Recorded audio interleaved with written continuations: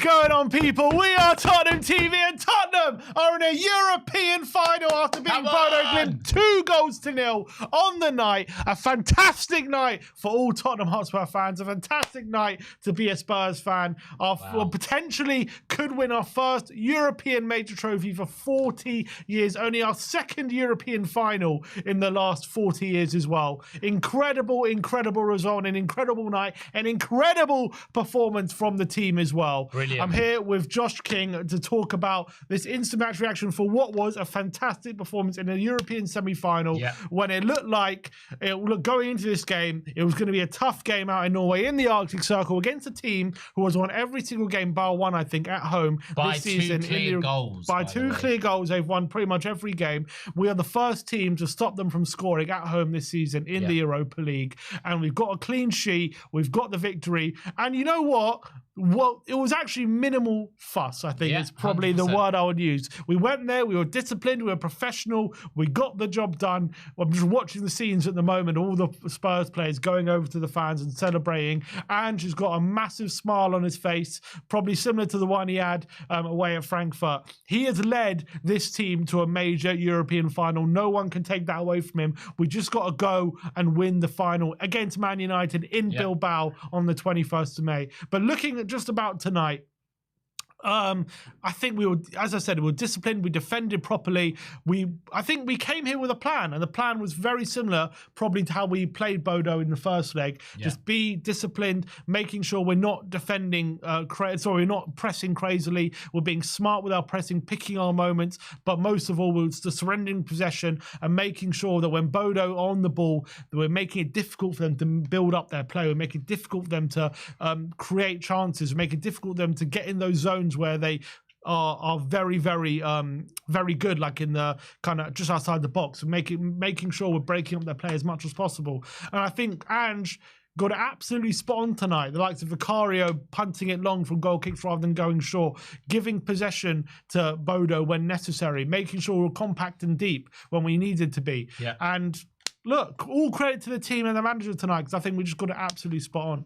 100%. And we have given this team so much stick throughout the season, and given Ange so much stick throughout the season for the defensive performances they have put up. And we defended brilliantly today. We defended brilliantly in the first leg by that one goal, which, to be honest, was a deflection anyway. And we've defended brilliantly in this competition on the most part. I think in the knockout stages. Yeah, in the knockout stages. And look, this is exactly what I wanted from today. Like, this is exactly what I wanted. A goal or two and just minimal fuss at the back. The defenders, Romero was immense. Solanke was immense. We deserved that fully. And there is no robbery here. There's no, like, feeling of, like, oh, we got away with one.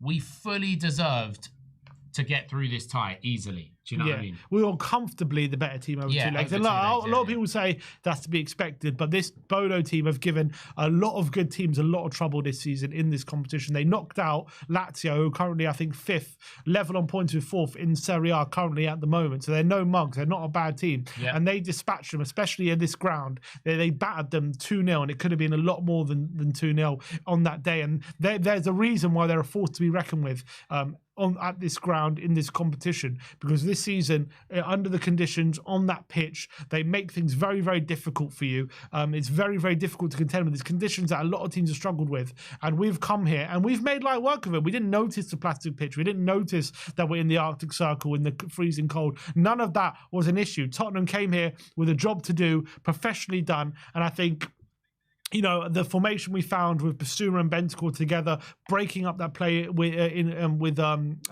Bodo trying to build up from the middle. It didn't matter that Bodo had players missing in the first second. They had their better players missing today. None of that mattered. It didn't matter that they scored a late goal, giving them a bit of hope. It didn't matter they were playing on an artificial pitch. It didn't matter they were playing in the Arctic Circle. It didn't matter they were playing a team that's battered every team at home this season by 2 or more goals. It didn't matter that they've scored in every single home game this season. We were the better team, and we deserved to go through. And we full credit to this team. And I think, you know what, I'd love to give credit to Ange for that, because the way that he handled the whole, you know, Bodo players are saying this, and how are your players going to deal with the artificial pitch and all that. no nonsense, straight. No, we're not going to train on an artificial pitch. It's a game of football. All artificial pitches are different. We're going to go out there and play our game, and just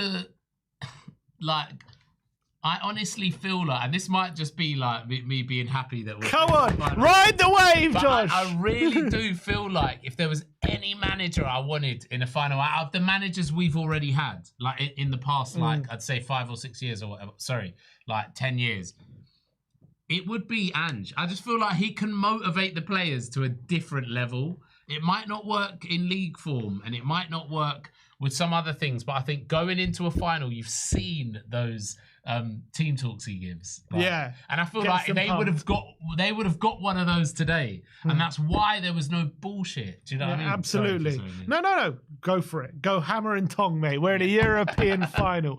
Come on. Yeah. And I absolutely agree. And I think Ange, whatever people want to say about him, the players have been very consistent about 100%. Them playing for him and them believing in him and believing in the way he plays. And I think the way we've... the way we've basically got to this European final, the way we've performed in this European final says it all, in my opinion. And I think it's absolutely, we've been phenomenal. And yes, we've struggled with problems in the league this season. Yes, we've had injury problems, injury crisis, bad form, loss after loss. But in this second half of the season, everyone came to the season saying we won a trophy. The trophy has been massive in everyone's mind. It's at the forefront of everyone's mind. And I think... concentrating on that trophy, making sure we're prioritizing it and making sure he's pumping these players up to give the performances that we have been giving in this trophy has been phenomenal. And the fact that we're in a European final, not only 2 managers in the last 40 years can say that, it's Pochettino and now Ange Postecoglou. Yeah, and people can diminish that whatever they want. People can say, oh, it's only Europa League, we've only beaten this team and that team. But at the end of the day, we've been underachieving and we've been losing to teams we shouldn't have, and we've been we haven't been getting the job done time after time after time over the last few years. And let's be honest, in this competition, we've been great. We've deserved to go through every tie we've been through. We've been dominant. We've been the better team. There's not a tie you can come look at and think we've been lucky to get through. We've been absolutely fantastic in these European ties. And we've just got one more game to do now. One more game to go, and we'll be Europa League champions with a chance of getting in the Champions League for next season, which will be massive. But more importantly, a major European trophy for the first time in 4 years. I'm not even thinking about the Champions League or anything just like that. Winning that trophy. I just want to win that trophy. That is it. And that's the difference between us and United, by the way. They want the Champions League. Yeah, we won the trophy. We won the trophy. And that's the difference. And well, you can say what you want with this trophy. It's a trophy that Arsenal haven't won in their history. This is a trophy that I think in recent years, in the last 20 years, how many English teams have won it? You've got Chelsea and Man United. Who else? Can't think of Liverpool lost in the final. They lost in the final. I can't think of too many English teams who have won it. You know, it's not exactly a competition that English teams dominate. So like this is not exactly that you can say it's so easy for English teams to win it. So if we can get over the line in Bilbao against Man United, that would be massive. But just talking about tonight, I thought Solanke led the line fantastically. I thought obviously he got the goal his hard work deserved, and that was kind of the moment you could really just relax and feel, okay, this is happening now. Because as much as I thought it was disciplined and we defended really well and the game was going, for the first hour as you would have hoped, it wasn't chaotic and we were just controlling things, keeping them at arm's length. There's always that niggling doubt. They get a goal. If they get one goal, exactly. If they get a bit of luck or a mistake from us, momentum just starts to go against us, and things can change very quickly. And I think that goal just settled the nerves, and you saw we were so much more confident after that goal, weren't we? Yeah, definitely. And I think full credit to Solanke, because we were saying before he scored the goal that he was probably our man of the match so far. I think he was brilliant. He's on a brilliant scoring run at the moment, if you put together his starts like we were talking about. And I'm just so happy with the overall performance. I feel like we defended so well. There was no fuss. We held them at arm's length. I can't even think... How many heart-in-mouth moments did you have? There was one moment they had a cross in and the header. Doggy had to clear it at the back post. That was pretty much it. Yeah, that's it. So, it was a very un-Spursy performance, and... people said that after Frankfurt. Yeah, and Ange is the one that has brought that in. No other manager has been able to bring in those unspursy performances in serious games, in away from home, in quarterfinals, in away from home, all that sort of stuff.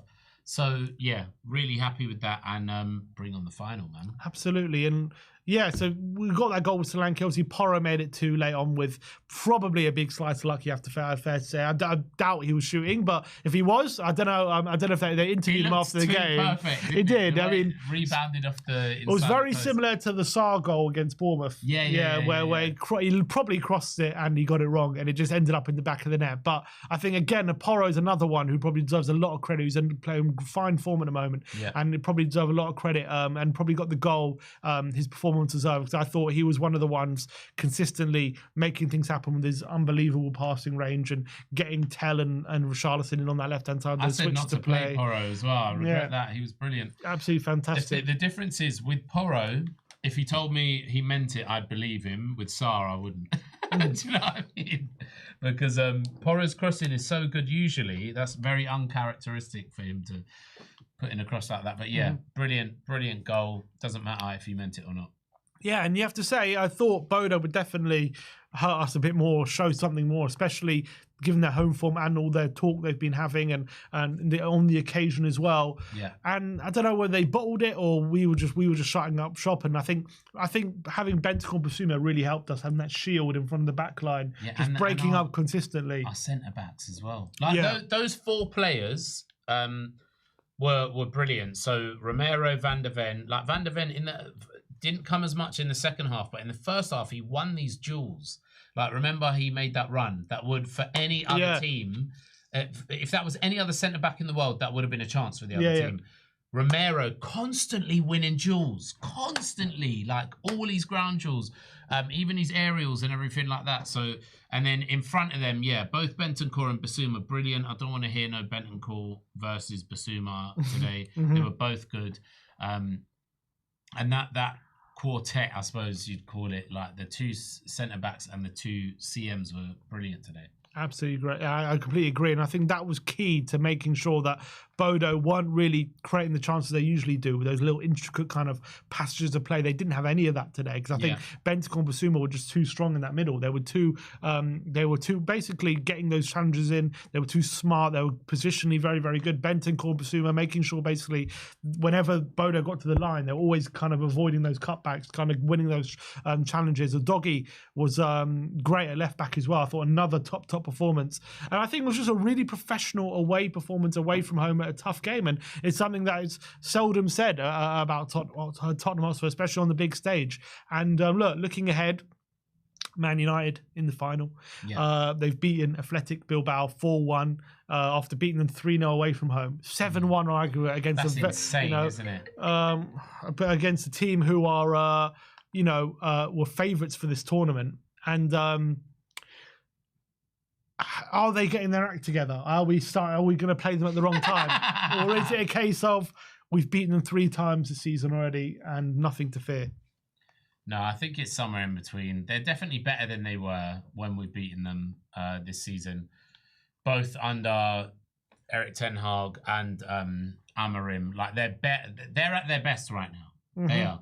But like I was saying earlier during the watch along, they are not a team to be like extremely scared of, as in, like, this isn't us going into a final like it was against Liverpool, like where Liverpool are, brilliant. Do you know what I mean? One of the best teams in Europe. Or when we face City in the League Cup final, where it's City. United are not on that level. Exactly. So we've got a chance. We just need to believe. That's what I would say. We've got a massive chance. I know a lot of people will be looking at the European, any heritage, trophy-winning heritage, and all these kind of things. And there's going to be a bit of nervousness. There's going to be a bit of, Carragher saying, I was just about to say that. No chance we beat Man United. No chance we beat United. No chance we beat United. I hope Ange gets Carragher's video in the dressing room and says, listen to that. Listen to what they're saying about you. And you prove them them wrong. You show them how, what you can do. I think that I do believe we're a better team than them. I know they're above us at the moment, but I believe we can be better than them on our day. We've beaten them 3 times already this season. We go to Bilbao with no fear. We go to them with the belief that we can win that trophy and bring it home. And as much as United are definitely starting to play a bit better in recent weeks in there, and look, they're no mugs and they've got some good players. Don't get me wrong, but we can beat them. There's no reason why we cannot beat them in Bilbao on the 21st of May. It's a massive occasion. I can't wait. I'm gonna be there in Bilbao. I've booked my flights. I booked my accommodation a year ago. 1 year ago, I booked my accommodation. No, you're taking I booked my accommodation a year ago because I wanted to be there for Bilbao if we made it, and here we are. That's insane. Yeah, absolutely. I'm absolutely buzzing. 1 year ago, I booked my accommodation for Bilbao, and it's paying off in droves. I can't wait for the final in Bilbao. I can't wait to be there. It's going to be a massive occasion. I'm going to try to get there as well. And yeah, look, I'm just so delighted that we are in a European final, and it's a massive, massive day, a massive occasion for this football club. And look, it's so much riding on that final on the 21st of May in Bilbao. For both teams. Do you think there's ever been a Europa League final with so much riding on it before? Can't think of too many occasions. Well, do you know what it is? It's because we're both failures this season. That's the thing. We both need so this. It's like, it totally changes the whole season for either of these teams. Like, it won't be the team that you the season that you finished 16th, 17th. It will be the season that you won the Europa League. Do you know what I mean? 100%. Yeah. And whatever people want to say, for me, if we can win that final, win that trophy, like, it would be vindication for a lot of what Andrew's been saying in terms of how difficult the season has been for Tottenham, and about how the reasons why we've not been as good as we should be. And a lot of people, think it's just excuses and just this and that. But how good we've been in this European knockout. If he was to get his players back and then you win a major European trophy with a fully fit team, showing what he's capable of when he's got all his players available and we've got players to choose from, and how good we can be, I think that would be him having a bit of vindication in terms of, look, I'm not this useless manager who's out of his depth, who doesn't know what he's doing. There's reasons why we've been this bad. Yes, they can't all be excused, but if I show you by winning this European trophy that period is not truly my kind of team, and this I can actually take you to glory, then for me that would be major vindication for what a lot of he's been saying for a lot of the season. 100%.